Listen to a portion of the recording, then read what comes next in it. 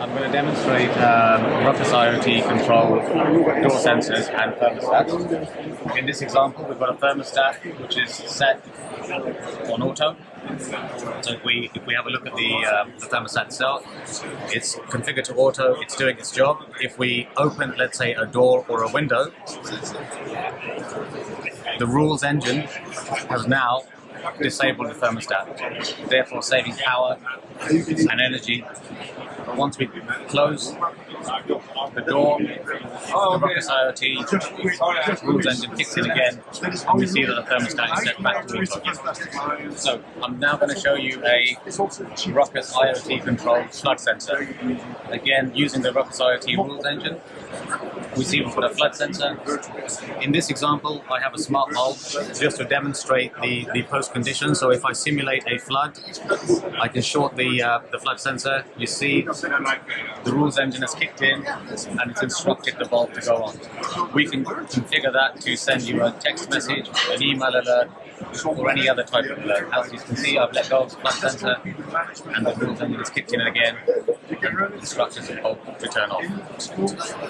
So I'm now going to show you a RUCKUS IoT managed CO2 sensor. So here we've got a CO2 sensor.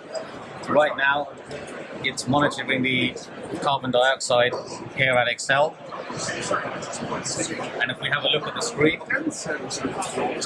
we can see over the last 2 days that the CO2 levels in the venue, when nobody is here, it sits around the 400 ppm, which is typical for ambient CO2.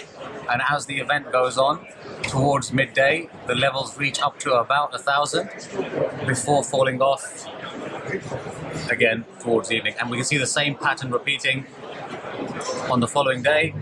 And again, on day 3 of the BETT show, we can see at 10:41, the levels are sort of climbing back up again. This particular example, we're still within that 1,000 ppm, which is considered good for air quality. However, should that raise higher, we can configure rules to instruct a extraction system or a ventilation system to pull in fresh air into an environment. Right, so again, we are looking at the RUCKUS IoT managed sensors. Here I have a LoRaWAN panic button. I've configured a rule that says once the panic button is clicked, the rules engine kicks in and turns on our alarm beacon.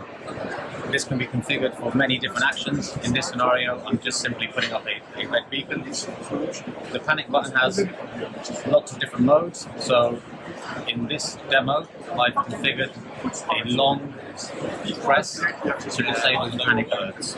We can see that the panic alarm is